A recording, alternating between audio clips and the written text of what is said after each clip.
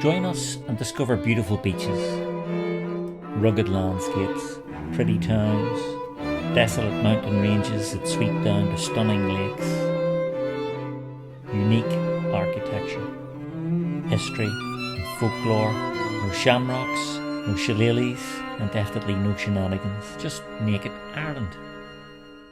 So here we go, 10 Dublin monuments, statues or artworks, whatever you want to call them, that you won't want to miss on your visit. First up is this statue of our great Nobel Prize winning author James Joyce, whose famous novel Ulysses takes you on its own odyssey around the great city. It's located at the junction of Earl Street and O'Connell Street. The locals rather rudely call this the prick with the stick, but it's probably not that disparaging a nickname. Often insults are dished out in Ireland between friends as a form of affection. Just metres away on O'Connell Street is this 120 metre high spire, Dublin's tallest sculpture, which occupies the site that Nelson's pillar previously stood on, before it was bombed by the IRA in 1966. After the destruction of Nelson, the artwork Anna Livia was eventually placed here in 1988 in celebration of Dublin's millennium, but it was moved in 1998 to make way for this colossal stainless steel needle. And for all you classic rock fans out there, I have this bronze likeness of the great Phil Lynott of Thin Lizzy, one of Ireland's most famous musical sons. This is situated just opposite McDade's pub in Harry Street, just off Grafton Street on the south side. We turn to politics now and visit this monument to James Connolly, the Irish Republican, Socialist and trade union leader. Connolly was executed by the British after his part in the Easter Rising as Dublin Brigade Commandant. The cause of Labour is the cause of Ireland. The cause of Ireland is the cause of Labour, reads the quotation. Perhaps the most spectacular of all Dublin monuments is the one in the Phoenix Park. This is the Wellington Monument. The British general, the Duke of Wellington, was born in Ireland, and this 62 metre tall obelisk was put in place way back in 1822. Now, I mentioned the Anna Livia monument earlier, that had originally been placed in O'Connell Street. It was moved a bit further out of the centre to Croppies Acre Park, just across the river from Houston Station, in 2011. This beautiful work of art by sculptor Eamon Doherty, the same artist who designed the Connolly statue, represents a personification of the River Liffey and references the character from James Joyce's Finnegan's Wake, Anna Livia Pluribel. Don't forget to give the film a like, by the way, if it's in any way interesting or informative, and hit the big red button to subscribe to the channel. Maybe even hit the bell icon to get a reminder when I post my weekly Naked Ireland video. So Dubliners dubbed this sculpture the Floozy and the Jacuzzi. As you've discovered, Dubliners like to offer irreverent nicknames to their sculptures. One of my favourites, this one, I think, and I always liked it when it was in O'Connell Street.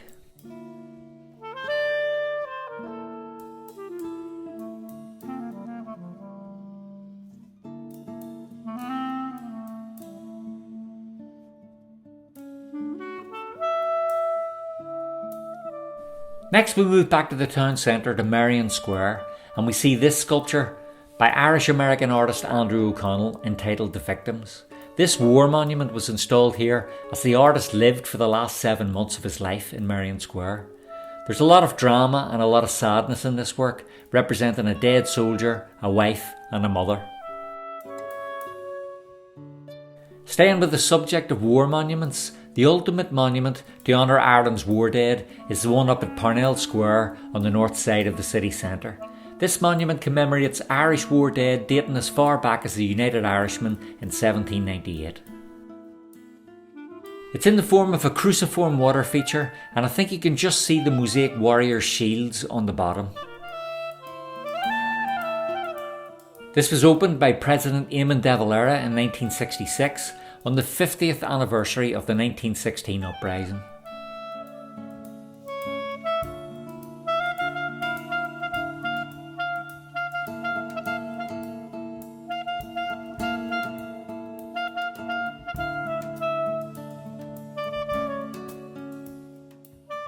But this statue by Oisin Kelly, added in 1971 and entitled The Children of Lear, which sits raised at the end of the garden, is truly spectacular and very beautiful. The Children of Lear is a tale in Irish mythology, and the statue symbolises rebirth and resurrection. Oh, and before I forget, you may already know that you can now buy me a pint if you're particularly impressed with Naked Ireland videos. A contribution to the channel is always useful and greatly appreciated. Follow the link in the second paragraph of the description below to donate.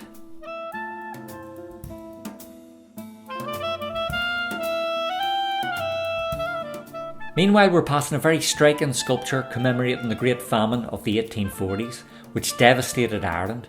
But we're on our way to the other side of these standing stones, located on the edge of St Stephen's Green, in order to take a look at the Wolf Tone monument on the other side. This is a kind of 2-for-1 monument. Naked Ireland gives you great value. The statue on the other side is of Theobald Wolfe Tone, and by the same artist, Edward Delaney. It depicts the leader of the 1798 rising of the United Irishmen, the founding father of Irish republicanism, who took his lead from the French Revolution. In 1971, during the Troubles that was largely unfolding in the north of the country, this statue was blown into several pieces by a group of loyalists. It was obviously successfully repaired.